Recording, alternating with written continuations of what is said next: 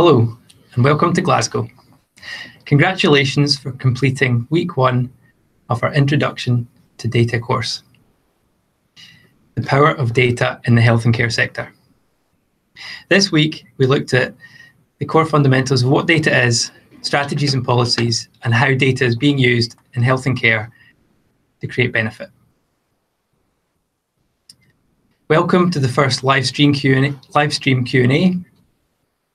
We will be responding to questions that you've asked throughout the week. And remember, if you want to ask some questions as we go through this afternoon, there's 2 ways of doing that. Use hashtag #FLDataHealthcare on Twitter, or ask questions through being signed on the YouTube channel. My name's Stephen Revel from Urban Tide, and we've been working with University of Strathclyde and sponsored by Data Lab in creating this MOOC. Good afternoon, my name's Jeanette Hughes and I work for the Digital Health and Care Institute, which is hosted at Strathclyde University and one of the innovation centres for Scotland. And we've been working with Urban Tide and the university academics to actually produce this MOOC. We're delighted that of the participation that's happened over the first week, and we've got lots of really interesting comments and questions. So I think we move on to trying to answer some of the questions that you've asked. The first question is actually from Margaret B. So thanks, Margaret. And she's interested to know how public sector organisations are assessing the value of their data, which I think is really important. Stephen, do you want to? Absolutely. I think public sector organisations, generally speaking, because of GDPR and other things, have been very risk averse and continue to be with getting the most value out of their data. But increasingly, we've seen working with our clients that there's much more interest in using that data to create value. So they maybe start analysing it in more detail or linking it with other data sets. So you have, for example, data on people's activities, and how does that link with weather data? And I feel that as this develops over time, the technologies develop, we're getting more and more into using that to create value in the data itself. Yeah. I wouldn't necessarily say that people apply some sort of a methodology to value the data in terms of monetary pounds. Mm-hmm. It's much more about what value they can get from the data through analytics and working with it. Yeah, absolutely. And I think this course actually came about because there was a realisation with health and care practitioners that actually there was value in their data, but the data in silo didn't bring them value. Mm. It's how to use the data, and that's very much some of the thinking behind actually developing this MOOC and online course. So, yep, it is still difficult to value that data. Yeah, absolutely. Okay, great. We've got a question now from Leslie Fulford, and the question is: does the H&SC system in Scotland have a sufficiently robust IT infrastructure to support the collation, linkage and manipulation of data? So when we talk about Scotland specifically and the health boards and the local authorities who run social care, up until recently, the data has been separate, and that's been one of the key challenges, and I think that's what the question's aimed at. There is ambition out there with what we call the integrated joint boards in Scotland about how we bring that data together, how they share that data and how they get more value out of the data. Now within Scotland we have the National Services, Scottish National Services, and they actually have a team called Information Service and Data, and they actually bring data together. So they have a local information service team located in local areas, and one of their actual focuses is trying to bring the data together. So the answer is no, the infrastructure just now is pretty immature, actually the two of them coming together, but there is movement. There's also strategy by government about actually how we pull data together. So I think that will make a massive impact when we get that right. But there is examples of data coming together, and there is tools like Spire and Source that are being used to actually bring that data together and visualize the data, which is key as well. So I think we're getting better at it, and there is support out there for local authorities and health boards. Yeah, absolutely. And I think like you say, you've got the skills there, you've got the ambition. It's actually the technology in this sense. It's probably holding things back because they come from legacy systems. Yeah. So it's not necessarily some of the barriers we might have thought. I think it's probably around the technology, Yeah. and that is developing and improving, like you say. So absolutely. Yeah. Okay, so the next question is actually from Leslie Fulford. Given the Internet of Things and big data, she's asking about how organisations that hold the data become, create value for the next decade, which is, I think, very much in fashion just now with the Internet of Things being in the press and connectivity being improved and us all wearing wearables. So I think that's a really interesting movement just now. And I suppose going back to the last question is how do you connect all that data up? Yeah, absolutely. And the value of the data that is held by public sector bodies at the moment is huge, and the amount that they've got is massive indeed. So I think the question sort of alludes to, is the public sector sitting on one of the most valuable commodities in modern society? And I think I would agree that they are. And it's about making better use of that. That's the key thing. So as we've already mentioned, the ability and the will to do it is definitely there. That the barriers may come with the time and resources available, or the technology available.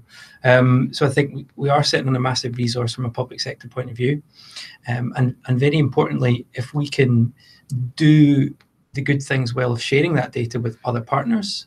So the health and social care, the new sort of setup we have where we're sharing data more actively, and we've got a process set up to do that, that's where increased value can come. And so I think, and the more data you have, the more value you get from it. So when you've got artificial intelligence and algorithms, machine learning algorithms, they need a lot of data. They need big data and IoT to actually get benefit from it. And the more data they have, the more valuable they are. And it works out like that. So increasingly with the Internet of Things, with different sensors, whether they be wearable or whether they be, sort of embedded sensors in buildings, whatever, you're getting a lot more value that way. I think there is a key challenge, and I know that the Digital Health and Care Institute with others in government are looking at it, and that is their statutory data sets and there's consumer data sets, and actually it's really difficult for data to pass through. So that is definitely on the agenda about how we actually interoperate between the two, so that you can take your wearable data to the GP and he can have a look at how your life is without you going to the GP every day, and actually how that feeds into the statutory system to create more value and a more holistic view of you as a person in Scotland. Yeah, that's fascinating actually. And I think the final thing to add to that is around the potential of open data. So making data available as a resource for everybody to use. So the ISD in Scotland already do that with some key data sets. So if you go and you search kind of open data NHS Scotland, you'll get some really great data sets that everybody can use. And you obviously got to trade that off with the risk of personal data being passed out there. But you'll see they've done a very good approach, which is to sort of highlight the risk assessment basically and why they've decided to make a decision to make that data available. So I think internal sharing, and then it also let's use the open data community out there. I would say that being an open data practitioner. Yes, and there is other open data sets that are really useful for health boards, local authorities and others, things like SIMD, which is the deprivation data set, and how you can actually link that to some of the information that you're holding on individuals. Yeah, absolutely. Okay, so our next question now is, does the health and social care system in Scotland have a sufficiently trained workforce, I think is what it meant there, to interpret the data and use it to drive improvements? Well, I think the answer to that, and if you followed the weekly course, a lot of our experts were pointing to the fact that the skills aren't there, and there's definitely a skill gap within the marketplace generally, and that's not just in Scotland, that's actually globally. We're finding there's a lack of data scientists because the financial sector and other sectors are kind of hoovering them up as they come out of universities. But we also are finding that the skills even within the local authorities, health boards, third sector, probably isn't sufficient to get the most out of the data. And that's everybody from people collecting, like home health care workers, collecting the data and making it ready so that analysis can be done, right up to the managers that are trying to use the data for reporting back, to even the data science groups that are within the organisation, because there is an articulation between what a service manager needs from a report and what the data scientist can provide. And there's actually probably different languages being used. So I think the upskilling of the whole workforce between health boards, local authority, governments, and even individuals about how we could use that data better is needed globally. Yeah. And I mean, MOOC's a good start, right? Yeah, it's hopefully it's why it's pertinent at the moment. Yeah. And I don't know what you think about this, but I feel that that's needed, but it's also hard because of the resources that are available. They're stretched. Absolutely. And time is really important. So it's something that should and will take time to get to that point. But I think the appetite is there, rather than just paying lip service to it kind of thing and passing it away. Yeah, and it's for the whole organisation to kind of take the challenge on, not just for the data groups to take the challenge on. So benefits got to be seen throughout the organisation. So moving on to our next question, just let me have a quick look at. This actually came from Twitter, and it's about what's the best way to actually combine data and make it more useful for the kind of end user, and how can clinical systems gather data, wearable tech? I know we've touched on it, but have you got any more thoughts about? Yeah, I mean, I suppose at the moment you're collecting data in different silos, as it were, and they're very different data sources. So there are big data technologies out there that you can now start manipulating this data and get it to talk to each other. You've got to sort of normalize it, get it in the same spatial network or time network or whatever you want to call it. And the capabilities there from that point of view. There isn't one like silver bullet system that would allow you just to throw stuff in and out will pop an answer. So you very much need that skill to be able to do it. But just because data is in different systems does not mean it can't be analysed properly together. It just takes a bit of work. And I think on that one, it's not just about the analysis of data, it's about the way it's presented at the end, so it makes it understandable for that end user. So I know that we come on to that, I think it's week 3, about visualising the data and making it meaningful for individuals or for decision makers, whoever it might go to. So that'll be really interesting at that point. Yeah, absolutely. And I think that the wearable tech side of things is really fascinating as well now, because people are collecting that data themselves effectively, and then they can start analysing it. And you mentioned it before, Jeanette, but the idea of personal data stores, for example, where you can start recording that data and sharing it with people as well, means that all that data increasingly can become available and shared, and obviously for the benefit, as you say, of visualizations, and to actually get to a point where we've got actionable insights. Why is it important to do X or Y? Why do you have to go for a stiff walk every day for 30 minutes? Rather than just collect the data. And also that predictable ability as well. Predicting incidents and before it gets to a crisis point, I think is really a key benefit actually if we use it properly within health and care data. I suppose that spurs me on to a question that again Leslie asked about GDPR, which is obviously a hot topic. Absolutely. It was out on May the 25th and everybody is still fretting over it, I would say. So the question is, does everyone understand the responsibilities of GDPR? And is this an area that needs further development at scale? Okay. I think that, as you say, it happened on the 25th of last month now, and everybody now knows about GDPR. That would be my sort of high-level take on it.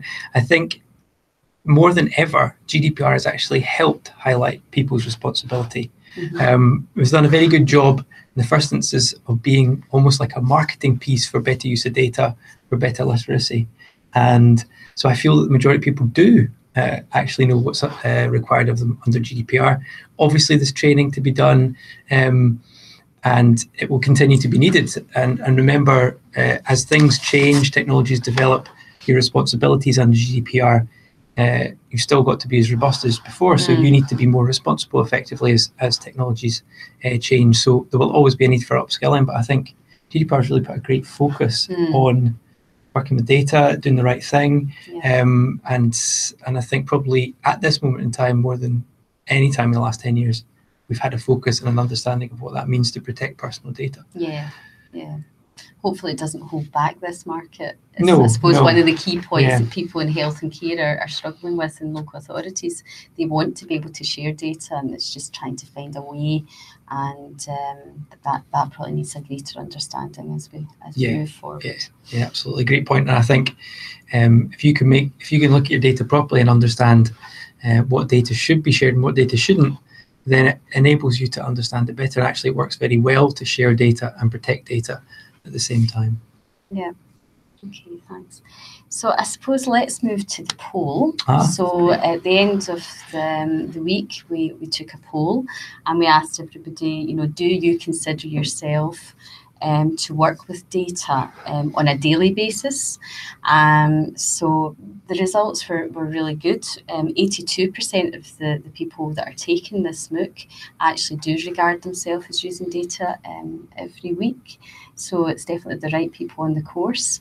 And I'm sure actually the 15% that have said they don't use it probably are oversighted on they actually probably do use data. They're just not thinking about it as data. So what do you think about the poll? Yeah, well, I think, like you say, it's great that over 80% of people believe they use data on a daily basis.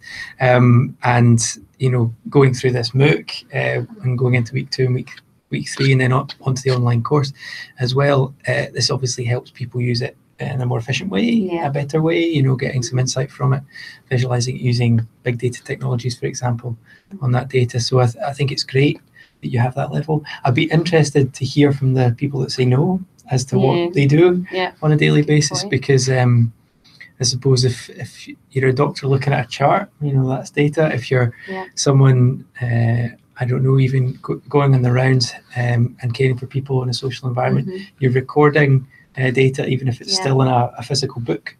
You're recording that. So it'd be really interesting to find out what people thought about that. And is it 4% not sure? I'm sure they are. But hopefully by the end of this, they will have that better understanding that actually data is everywhere. And I think sometimes you look at maybe even courses on data and you think, oh, that's not for me because I don't really use data. But actually we all use data day to day. Even if it's to catch your train home at night from work. That's right.